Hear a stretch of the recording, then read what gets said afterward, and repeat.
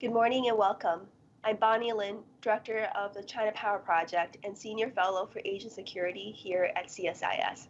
Thank you for joining us this morning as we discuss recent cross-strait dynamics. As you may know, just a few weeks ago, on April 2nd, China launched military exercises around Taiwan after President Tsai Ing-wen returned from her transit through the United States. Sorry, that's April 8th, not April 2nd, during which she and Speaker Kevin McCarthy met in California. Today, we will discuss the extent of these exercises and examine them in comparison to the exercises that China launched after then Speaker Pelosi visited Taiwan in August 2022. Joining us today to unpack these drills are four fantastic experts. I'll introduce them in alphabetical order. First, we have Mr. John Culver. John is non-resident senior fellow with Atlantic Council's Global China Hub and a former CIA senior intelligence officer with 35 years of experience as a leading analyst in East Asian affairs, including security, economic, and foreign policy dimensions. From 2015 to 2018, he was a national intelligence officer for East Asia. Second, we have Mr. Kim Jimbo-san. Jimbo-san is a managing director of International House of Japan, president of the Asia Pacific Initiative, and a professor at Keio University. He served as special advisor to Minister of Defense at the Japanese Ministry of Defense in 2020 and as senior advisor for the National Security Secretariat from 2018 to 2020. Next, we have Admiral Hsi-Min Lee. Admiral Lee is a senior fellow at Project 2049 Institute. He previously served as the chief of the General Staff of the Republic of China Armed Forces from 2017 to 2019. Admiral Lee retired in July 2019 after 42 years of service in the ROC Navy. Of course, last but not least, we are joined by Mr. Suyo Takahashi. Takahashi-san is the head of the Defense Division, the research arm of Japan's Ministry of Defense in Tokyo, the National Institute for Defense Studies, NIDS. He was Director of Policy Simulation Office at NIDS from 2016 to 2020, and Deputy Director of the Office of Strategic Planning of the Ministry of Defense from 2008 to 2016. So I think we have a very impressive panel that can look at perspectives from the US side, the Taiwan side, and the Japanese side. And I'm also very grateful that three of our panelists are joining us late at night from their end, so really appreciate that. So I don't want to spend too much time anymore on introduction. I want to leave all the time for our very distinguished panelists. So what will happen today is I'll ask them 2 rounds of questions, and then we will hopefully have some time for a Q&A. To submit questions, please use the Ask Live Questions button on the CSIS event page. So the first round of questions, I want each of the panelists to talk a bit about how they view China's most recent exercise. So I'll turn to John first for the first question. So John, if you recall, last year during then Speaker Pelosi's visit to Taiwan, you wrote and spoke about the fourth Taiwan Strait crisis and how that military exercise might be the beginning of several episodes of larger scale PLA activities against Taiwan, which is very much in line with prior Taiwan Strait crises. How do you view the most current Chinese exercises? In particular, do you view the PLA's April 2023 exercises as allowing them to build on what they conducted last year? Is the PLA learning and adapting these exercises? So John, over to you. Well, thanks for having me this morning, and thanks especially to the China Power Project team, Brian Hart and the rest, because I pulled heavily from your material and your great recordings on your website about the details of the crisis on a day-by-day basis, both the April exercises and the ones last August. So yeah, the fourth Taiwan Strait continues. It's the new normal with a militarized Taiwan Strait and militarized areas around the island when and if Beijing decides that events warrant. Overall, I'd say the April 8th to 10th joint sword exercises were proportional to the events in the US surrounding the transit stops by President Tsai compared to the unprecedented aspects of the August 2022 exercises and events. I think overall, I saw the US side, including GOP members of Congress, seemed highly coordinated and well prepared to treat President Tsai with dignity without being explicitly provocative toward China.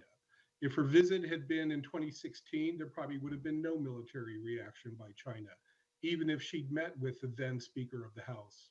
China will never like such visits, but its threshold for more private dissatisfaction formally was very high. But it's 2023. After 7 years of great power rivalry, trade war, pandemic, and overt preparations for possible war by China, Taiwan, and the United States, US-China relations are so poor that experts strain for a comparison short of the worst periods of the Cold War. But as I said, in the 2023 context, the Chinese exercises a couple of weeks ago were proportional. They were half the length of the August 2022 ones. There were no missile live fires. Indeed, there were no closure areas announced for live fire training. So it makes me question whether any live fires were done, including at a beach area at Pingtan Island, where a closure area was announced, but then didn't appear to be enforced. The dramatic events occurred in August with 9 to 11 missiles flying into 7 closure areas ringing Taiwan. This time, as I said, we had no closure areas for live fires. What was notable was the high level of flights in a compressed period by the Chinese over the Taiwan Strait and into Taiwan's ADIZ. You know, the average for last August, as I learned from the Chinese Power Project, was 26 aircraft per day over 6 days. This time, a couple of weeks ago, they were averaging 45 aircraft a day. And we had records on successive days of aircraft, both aircraft launched and then aircraft inside Taiwan's Air Defense Identification Zone, or ADIZ. And this time, notably, for the first time, a Chinese carrier, the Shandong CV-17, was operating southeast of the island, and 2 of its aircraft on successive days entered Taiwan's southeast ADIZ for the first time. So that was notable and new. I think overall, what the Chinese were doing was designed to also save some live fire rounds. For example, they don't know what's going to happen in the buildup to Taiwan's election in 9 months or in US-China relations. So if they had, you know, to use the US administration's favorite term, overreacted and repeated what they did last August, then what did they do next in order to show even greater displeasure? And so I don't take any comfort from this. I think in terms of building on last year, it was a different kind of exercise other than the air activity. But one thing we did see was more of a civilian mobilization role, which of course is more realistic in some ways than what they did last August. If China were going to conduct an actual blockade around Taiwan and not just do blockade drills, it's going to be an all-of-regime effort. It won't just be enforced by ballistic missiles or the Chinese Coast Guard or Navy.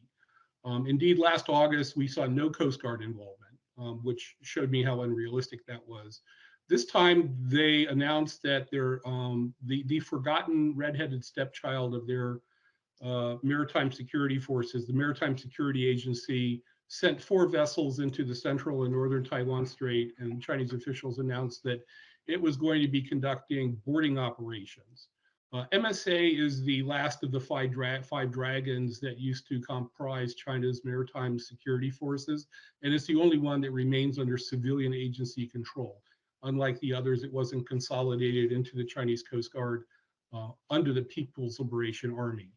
4 vessels is not very much. I think notably though, despite this announcement, I see no evidence that they actually try to stop or board any vessels. But still, it's an important step. There are other announcements too about mobilization of civilians and activities along the strait involving civilian activity. And I think that is much more realistic compared to some aspects of what we saw last August. I think I'll kind of wrap up there unless you think I missed part of the question. But again, this isn't over. You know, as I said, I'm not being, you know, coy when I say that 4th Taiwan Strait crisis continues. It's a totally different environment with a much lower threshold for incidents or accidents that could escalate quickly, either between Chinese and Taiwan forces or between Chinese and US forces. Thank you, John. Let me turn now to Jimbo-san, following up on some of the points that John mentioned. So there's been quite a bit of reporting this year about how the recent April PLA exercises were smaller in both scope and scale than the August 2022 exercises. And then, as John mentioned, how China did not use live fire. As a result, we've also seen some people assess that because of this, we should view PLA exercises less operationally and strategically significant than last year's exercise. Do you agree with that analysis? Well, first of all, thanks, Bonnie, for inviting me to this excellent gathering. I do agree that the scale of the exercise was relatively moderate than what we saw in August last year. Starting from the duration of the 3 days of exercise, which was much shorter than last round, and as John mentioned right now, and not conducting the live fire missiles. And compared to the last round, which was said to be 9 to 11 ballistic missiles fired around Taiwan, including 5 inside the exclusive economic zone of Japan. And another aspect was the location, which was also mentioned by John already. Where PLA conducted the exercise. Last August, the PLA designated the 7 specific locations surrounding Taiwan, which certainly elevated the PLA operational scope to the next level in their exercise. And definitely this year's exercise inherited the encircling natures of the operation as almost as a default. But this time that the 4 locations were announced and rather vaguely, and the actual operation were conducted relatively distant from Taiwan than last time. So overall, you can find the logic of restraint by Beijing, at least in terms of the fact that they could have done much more robust exercise, but they didn't. So I won't go too far on the implications and the political analysis for this time around, but at least that the message entails that China definitely won't tolerate the U.S. crossing their perception of the One China principles, but carefully view that the Speaker McCarthy did not travel to Taiwan this time, but he met in the United States as a sign of restraint from the United States. And I think John put it quite elegantly that is a kind of proportional way of strategic messaging against us.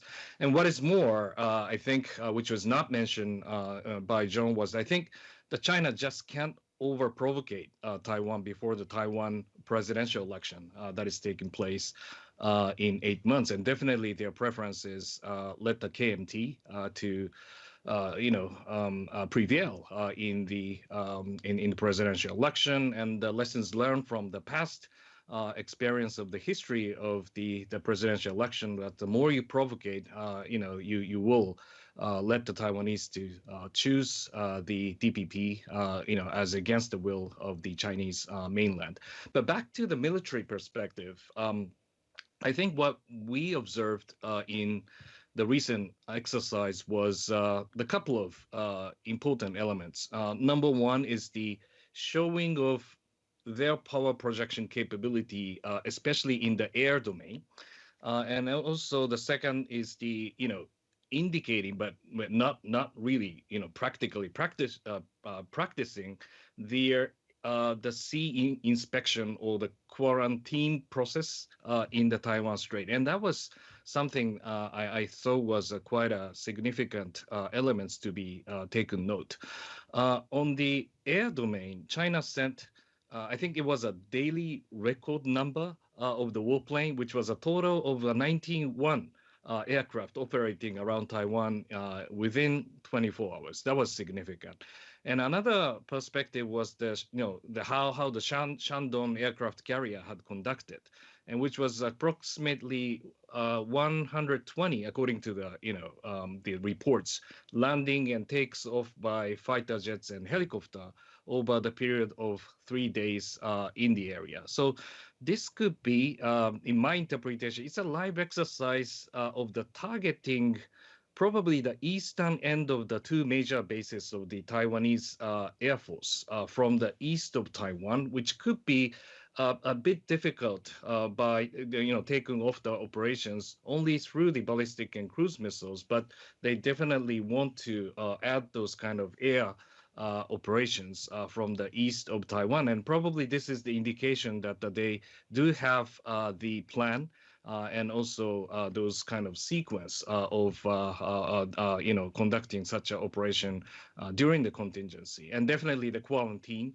part was the exercise for the blockade operation in the future. So overall, it was more moderate than last time as a scale, but there were new elements that need to be taken into account. Over to you. Thank you very much, Jimbo-san. I think that provides a really natural transition to Admiral Lee to focus on these two elements that you flagged that were new. And in particular, I'd love to hear from Admiral Lee as you look at the joint patrol and inspection operation in the Taiwan Strait, as well as the operations of the Shandong Aircraft Carrier Group.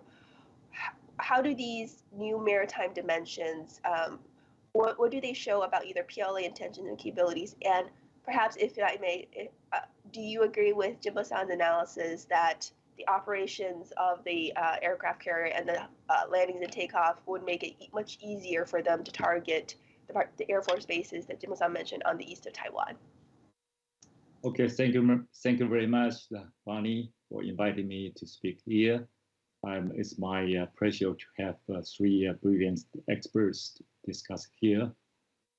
So first, let me quickly talk about the last August cases. For Taiwan, after the last Taiwan Strait crisis in 1996, it has been around 20 years since Taiwanese have experienced a large-scale, closed-in military exercise, like the one last August. We see that the China announced in advance the exercise area surrounding Taiwan, and some missiles were launched flying over Taiwan. With extensive media reports, there was indeed high level of tension among the general public in Taiwan, and China also indeed achieved its goal of coercion. However, for China's military exercise this April, no specific exercise area were designated and no live missiles were fired. In addition, the public was already anticipating the exercise to some degree, and the media did not cover it as they did last August. So Taiwanese people were relatively calm this time. But by contrast, this year, they didn't designate the specific exercise area. Instead, they just sent the military aircraft and the vessels to encircle Taiwan to exert pressure on Taiwan. However, on April 5th, China announced the joint patrol and the inspection operation to patrol and conduct inspection of cross-strait maritime traffic, with patrol jointly conducted by different elements of PRC Armed Forces and the paramilitary law enforcement agency. The PRC task group centered around the brand new 6,000 tons Maritime Safety Administration cutter, Haixun 6, patrol the roads and the sea areas normally used by container carrier, passenger lines, merchant ships, and fishing vessels between Fujian province and Taiwan. So there were no actual inspection being enforced, but the move simply reflects that they have both intention and capability to do that, and can conduct the VBSS whenever they see fit. It can also be interpreted as China is now demonstrating that the whole Taiwan Strait is under their jurisdiction, and they have the sovereign rights to enforce their law.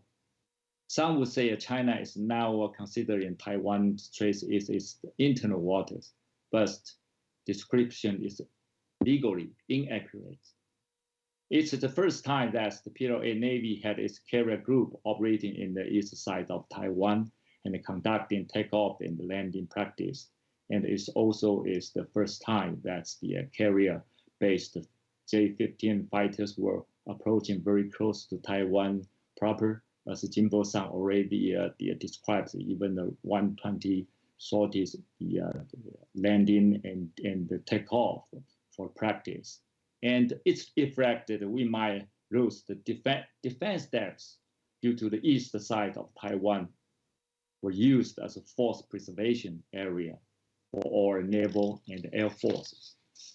The aircraft carrier group operating in the east side of Taiwan may imply to cut off the sea land for foreign assistance coming to Taiwan's aid during the crisis. That is important. The appearance of PLA Naval Air Force in the east side of Taiwan is now serious, squeezing our air and naval operation space. Had it become routine, accidents might happen more easily.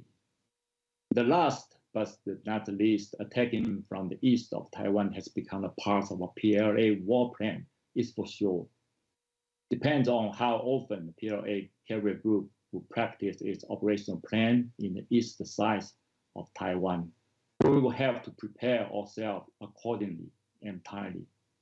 Although PLA carrier group is still no match for US CSG in terms of air combat capability, the PLA has the geographic advantage by sending a large number of warships, submarines, shore-based anti-ship ballistic missiles, hypersonic missiles, and long-range air-to-surface missile for cooperative engagements. Once U.S. military tried to get close to Taiwan's air and maritime space, the PLA have achieved a basic level of deterrence that it did not have during the 1996 Taiwan Strait crisis. Now talking about what PLA capability that challenged Taiwan. PLA last August 3 highlights its ability to blockade operation, and the April is emphasized its ability to join the fire strike operational targets targeting Taiwan and anti-access operation against the United States by sending the Shandong aircraft carrier group to the eastern waters. It is beyond the gray zone action and is the prelude of a military invasion. Also, it could be seen as a rehearsal of an offensive move. From last August, the military exercise, China had taken advantage by negating the median line and established the new normal. This April, they conduct the joint patrol and inspection exercise circling Taiwan. These moves have effectively compressed the Taiwan military strategic in-depth for defense operation at the Straits. So a quick summary, this time, PLA's exercise can be categorized as a low intensity but high threat.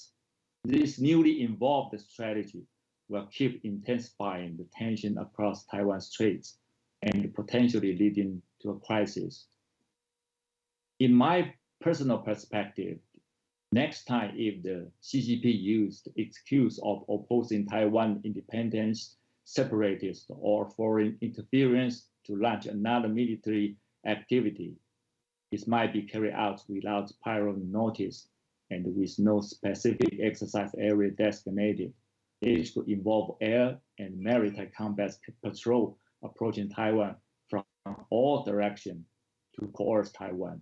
So Taiwan military must really accelerate the steps needed to build up the defense countering China's invasion for a credible deterrence. Thank you.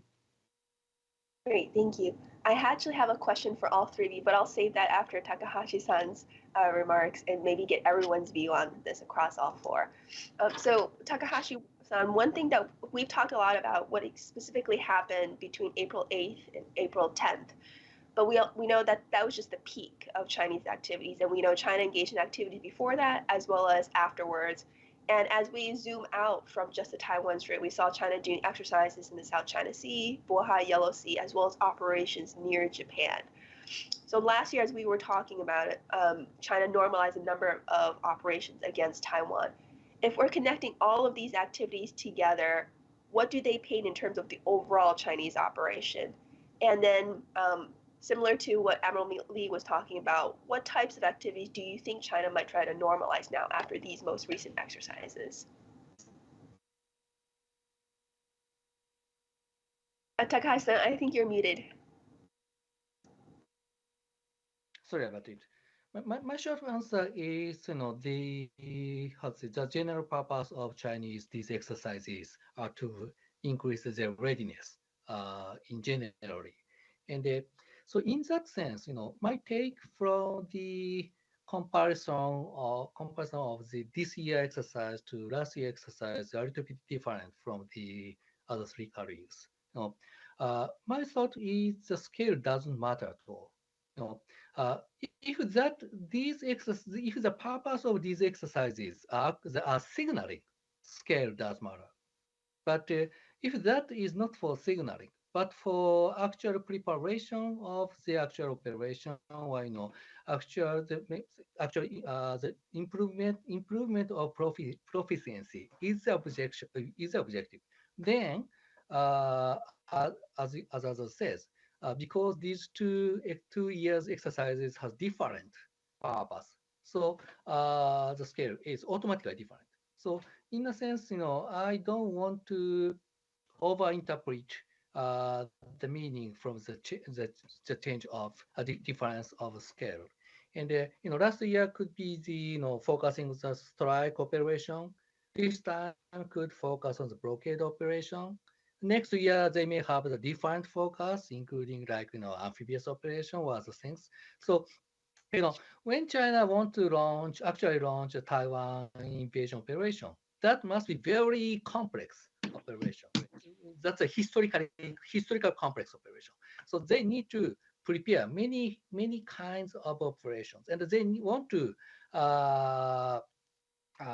conduct many kinds of exercises by taking advantage of every opportunity. So in this context, I think the scale doesn't matter, and their objective is to improve the general readiness for actual operation. And what is the benefit of the improvement of general readiness? That is, for our side, it is more difficult to distinguish. This is a exercise for signaling, or this is a preparation for actual operation. And so, if they have the everyday higher readiness, which can launch the amphibious operation at any moment, just as in a Russian exercise in 2021 fall to 2022 spring, then our preparation would be a little bit complicated. So I think this is the intention for that. And so in that context, I cannot pick any single operation they prepare is more important. No, missile strike is of course important, and maritime blockade is important, or distant interception operation, including with aircraft carrier, is of course important. The ground strike. So my thought is they try to, they don't prioritize any specific. The priority is to increase the general readiness of operation. And I want to add one more thing about Shandong. And every year, this timing, China conducted big maritime operation, like last year's Liaoning. And the number of landing operation is actually, if Shandong's Shandong's loaded aircraft would be 30 to 40. So 120 means 3 or 4 sorties for every aircraft. And one of my colleagues, pilots, said, you need to at least 3 sorties landing in aircraft carrier to be qualified as aircraft on the aircraft carrier. So three times on daytime, 3 times on nighttime would be necessary. So in that sense, the number of the sorties would be almost the same as the qualification. So, this time, one of the big characteristics is a combination of the aircraft carrier and the ground-based aircraft and the other operation. But at the same time, we should not overinterpret the number of the sorties from the Shandong. Thank you. This time you are muted. Of course. Thank you very much, Dr. Hashi-san. It seems what you're saying is we should look at the ways in which China is exercising differently across the years and piece them all together to assess China's capability. And I think that very much aligns with what everyone has been saying too in terms of the different elements across the 2 years. Before transitioning to the second round of questions, I did want to point out an area that I thought was slightly different between all the different speakers.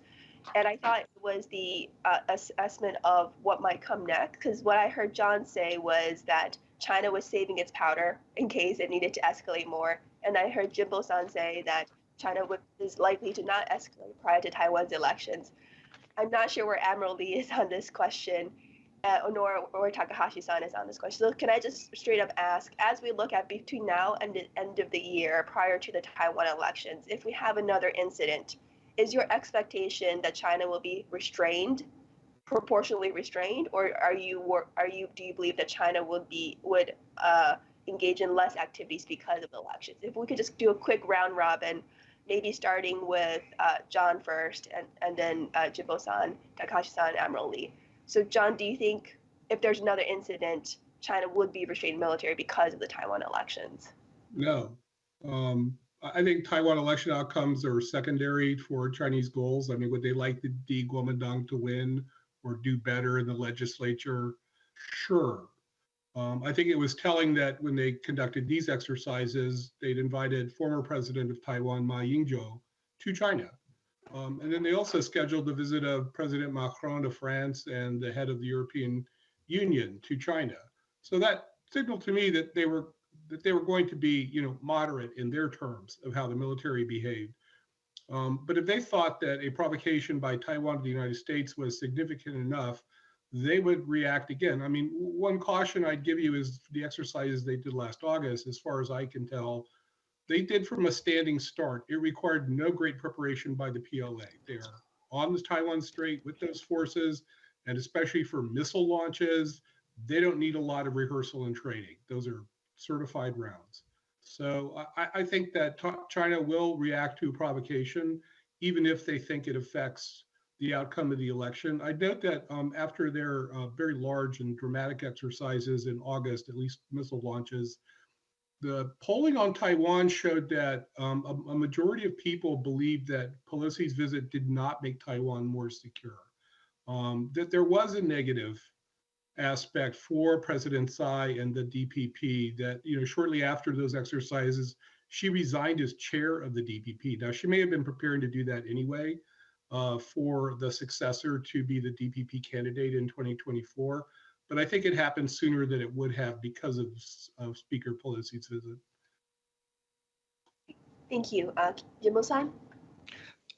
What I observed was that there have been the political consideration taken by China, at least circumstantial evidence shows that there has been the I think at the irregular types of the change of the menu of the exercises as it announced that there were some announcements that they were planning to have the launching of the live fire missiles to the near shore, but it seems to be was not conducted.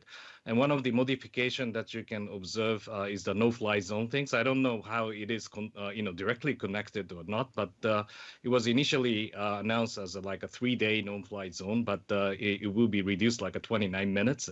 That was a dramatic reduction of the timeline, but certainly there were some types of the communication inside China how not to, I think, to provocate at the unnecessary level. And that is, I think, a consideration of how they can impact on Taiwan and also its relation with the United States. So definitely the politics seems to be on the spot. And secondly, I think on the election, I think for Chinese mainland, from Beijing's perspective, this is, I think, the final attempt whether that the diplomacy could play out vis-a-vis Taiwan, coming back to the 1992 consensus to set the kind of platform for the cross-strait relations to be back on the table for the negotiation. And I think that if they fail in the next election, there will be, I think, little chance that the China could be, back to that kind of stance, and they will definitely determined to go for more provocative posture towards Taiwan. So I think that there has been some sort of restraints in part of how they deliberate in mentioning of the Taiwan in the People's Congress in March.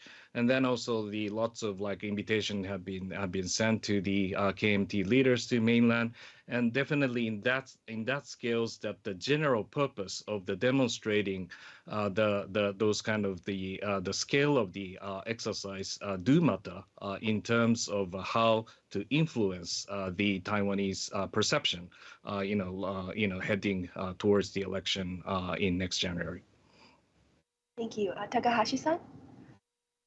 No, I think that it is long enough time for before the election. So there's something can happen, and in that sense, it is very difficult to make an answer. And I thought that would be no, but actually, how to say, if China continue to restrain, if China restrain the scale of the exercise, even some kind of dramatic event happens, that means political logic dominate military logic.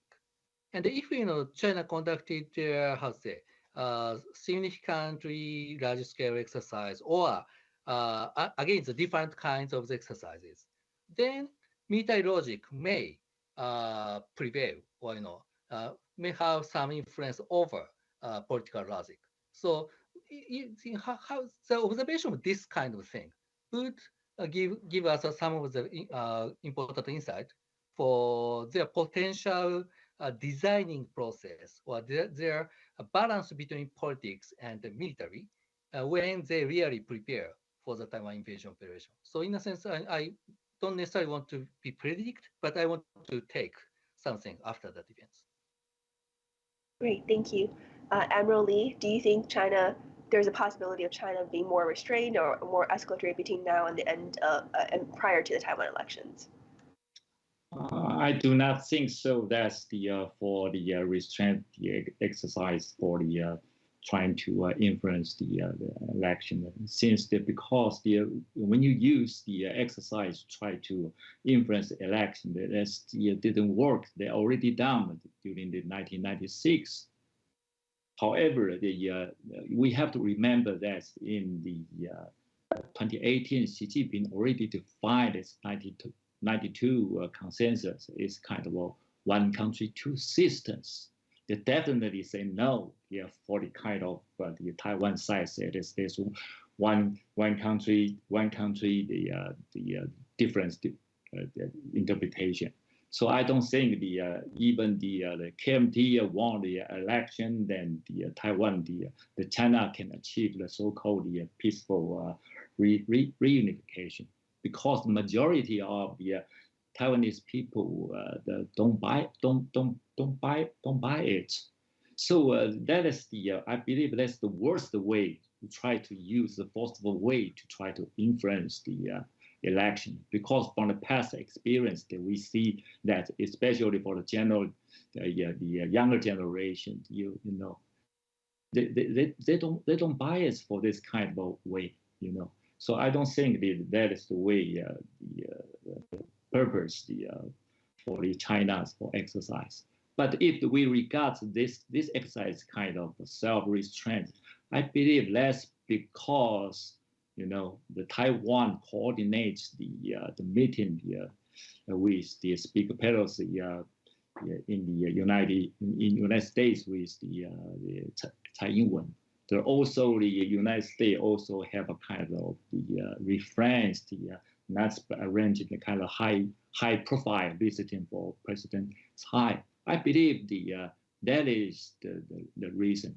Even I personally thought China did not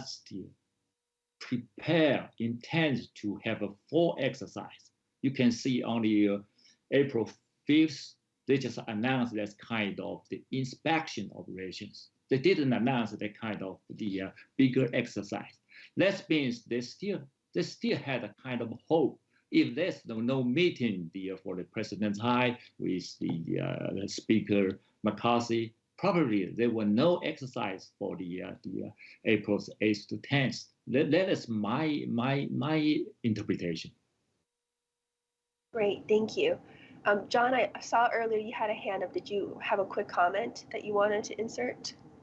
No, but I think we already addressed it. I just think Chinese reactions to events are primarily driven by Chinese domestic public opinion and how the Communist Party wants to show strength, and then only secondarily about calculations of Taiwan election outcomes. Thank you. So let's move to, I know we're running a little slow in terms of what we plan to get through, but let's move to our second round of questions where I want to go around and ask folks of how you assess each country's response or each side's response to the PLA activities. Let me start with you, Admiral Lee. How do you assess the Taiwan government and military's response? Do you think that your government and military response was firmer this year or similar to last year's? I think for Taiwan's government and the military, definitely their preparation of response is firmer than the last years. To be totally candid, PLA's large-scale military drills last August was overacted and most likely not foreseen by Taiwan's military intelligence. I have to admit. And as a result, the response somewhat seemed to be not well-rounded in terms of cognitive warfare, like the information disclosure, such as live fire missile flew over Taiwan, and force tasking and the deployment. But this time, based on my understanding and judgments, Taiwan military must have taken the lesson learned from the last years and had been well prepared for responding to this exercise. They must have walked through all possible scenarios and devised response for each case in advance. In fact, it is clear for us to see what Taiwan government and the military did this time is much experienced and well-rounded. There's much less criticism from the general public this time compared to the last time. So which can help prove my point. This time, Taiwan responded to PLA Navy warships gray zone aggression with not just the naval ships, but also Coast Guard vessels to counter the PLA warships approaching the 24 nautical mile. This shows how Taiwan takes the lesson learned from the last time, realizing the fact that the number of warships Taiwan Navy currently has is not enough to cope with the PLA's gray zones aggression with its large number of naval and air forces. This time, Taiwan did learn how to broadly utilize this military and the Coast Guard's the assets, which is limited in numbers. However, Taiwan still has to face the reality. I believe that's the most important part we have to realize. That is, China's long-term gray zone aggression could make Taiwan's Navy and Air Force overstretched. With China's possible action to unify Taiwan by force, we cannot forget that the most important mission for Taiwan military is to deter China's overall invasion, full-scale invasion, and to successfully defend ourselves. This type of the PLA coercion military drill is essentially gray zone aggression, which is still below the threshold of war. But Taiwan used conventional platforms and takes a symmetrical measure by responding to aircraft with aircraft, warships with warships, which is neither sustainable nor effective. Taiwan should re-evaluate its defense resource and military assets and adopt an asymmetrical response to counter China's coercion to avoid over-consuming our military assets in the gray zones operation, which could result in the loss of our most critical defense capabilities. Besides, Taiwan military should consider an asymmetrical response. Here are some other improvement I believe we need to do this on response to be considered, and Taiwan must be prepared for coping this difficult situation for long term, not short term, to respond to this new normal in the proper way. Taiwan should also revise its operational plan and establish especially an appropriate ROE for countering the gray zone aggression. That's my opinion. Thank you. Thank you, Admiral Lee. If we have time, I'd love to follow up more about the specific asymmetric recommendations you have.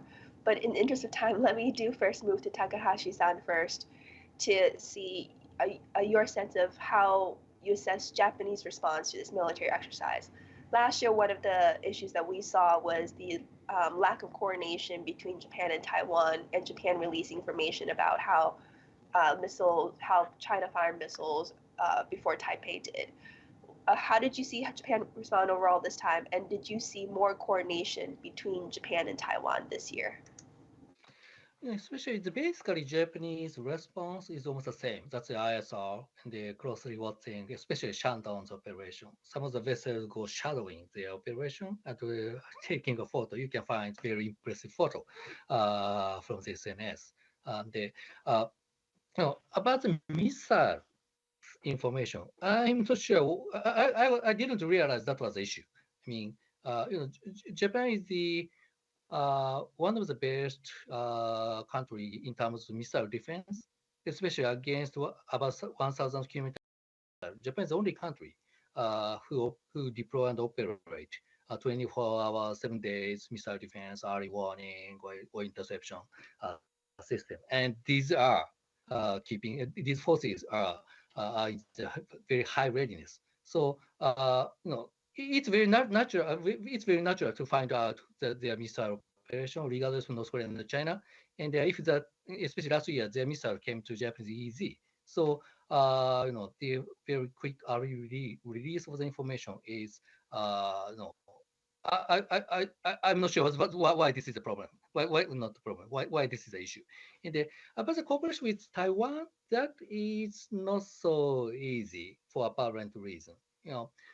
Even against North Korea, to have the information sharing with South Korea, that has long history.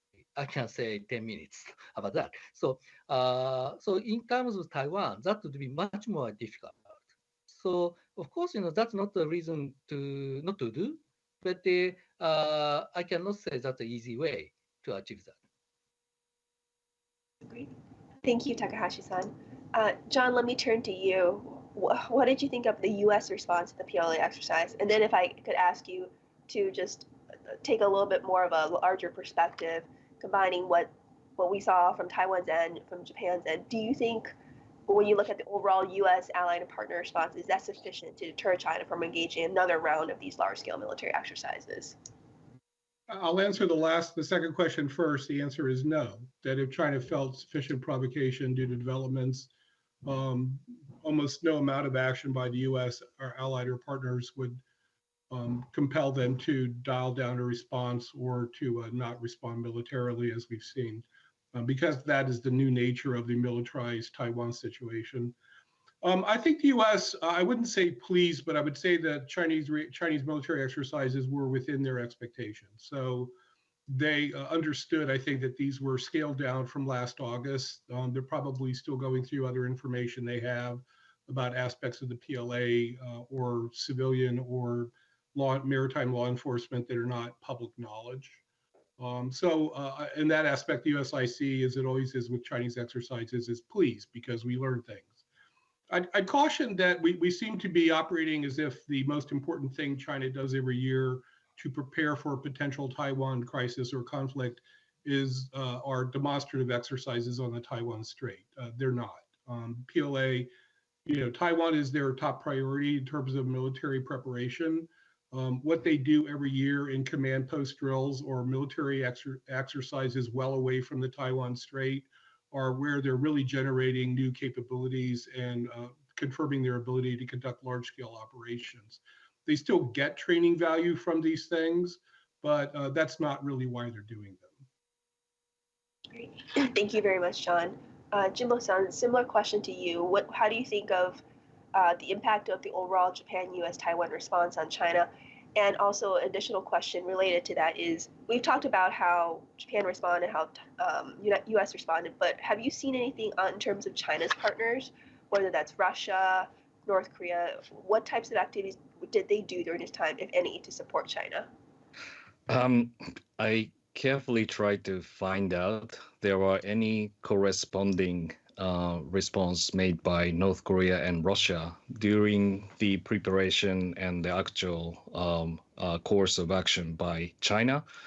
I am skeptical on North Korea, which has fired the new types of the solid propellant missiles on April 13th, 3 days after China has terminated its major operations.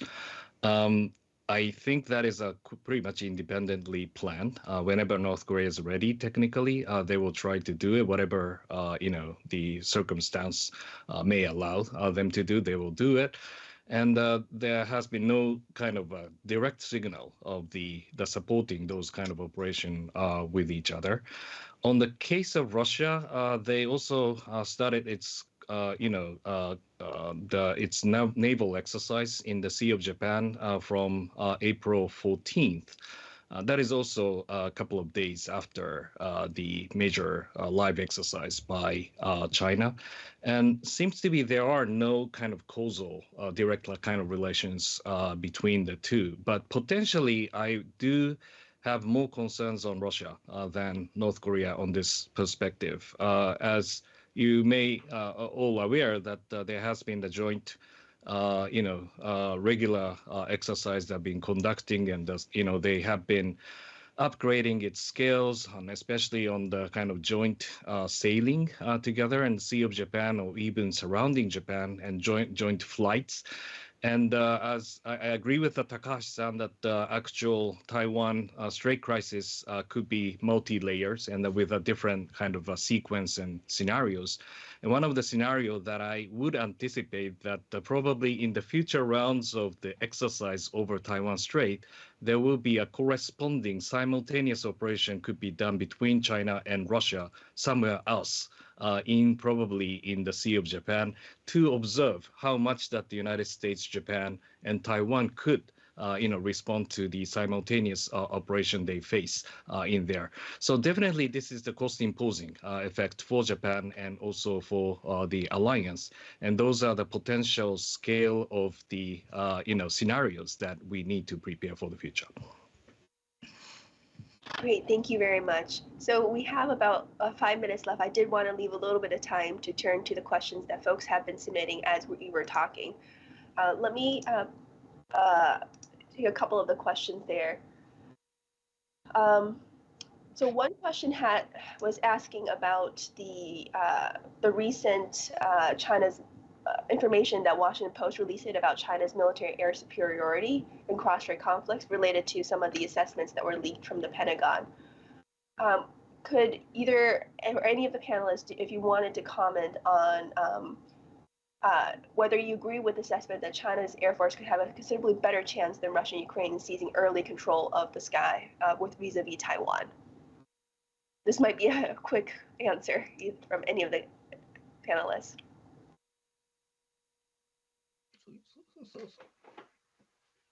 Please, Takahashi.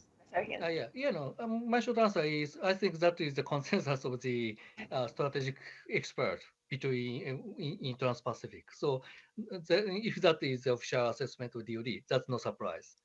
If they have different assessment, that's a surprise. Mm-hmm. Okay.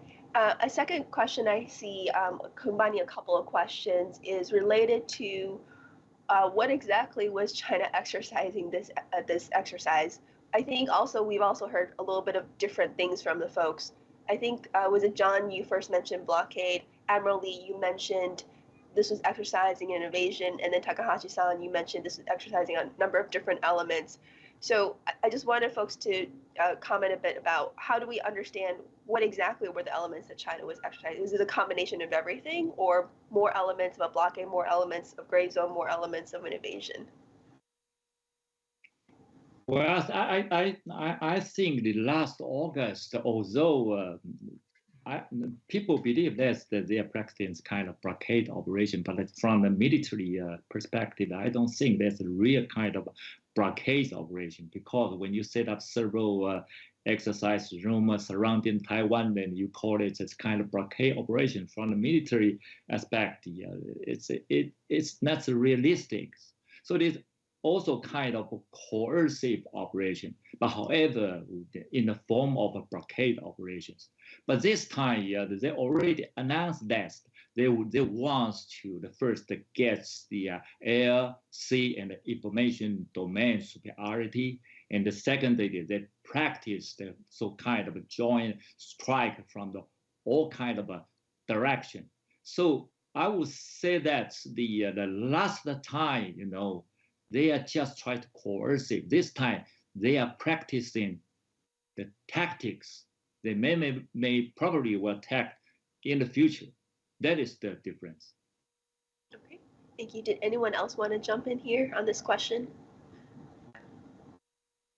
Well, I'll just repeat myself. I think training value was gained, but that's not the point of this. That these are not the main ways the PLA gauges its capabilities and measures its ability to conduct these operations. I agree with Admiral Lee, though, that the training value that they gained had a lot to do with the broader aspects of civilian and national mobilization, regional coordination, especially with non-military elements that would be critical to any course of action by China.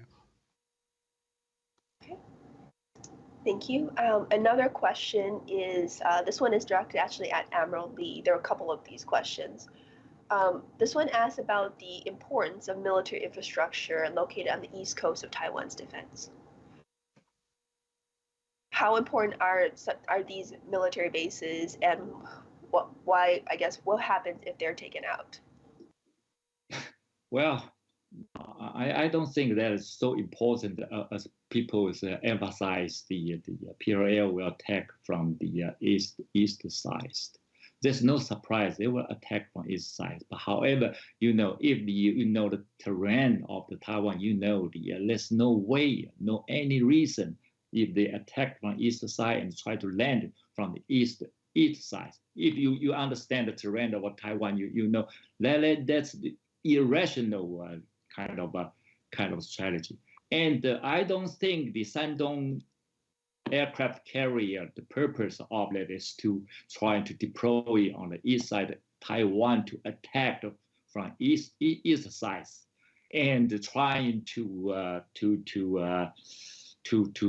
block the any kind of the aid from the east side from the United States, because Shandong aircraft carrier the function is not so capable. I believe that is beginning.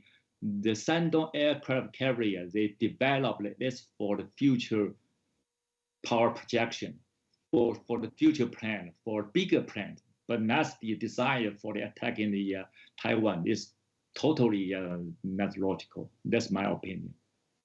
It could be easily attacked by Taiwan, right? If it was deployed there. Yes, of course. And the attack is the parts. It doesn't make really strong sense unless they attack the kind of a very important airfield and in the shuttle for those purposes. Otherwise, there's no reason for operating on the east side and trying to land it on the east part of Taiwan. Okay, great. There are a lot more questions. Unfortunately, I don't think we have time to cover.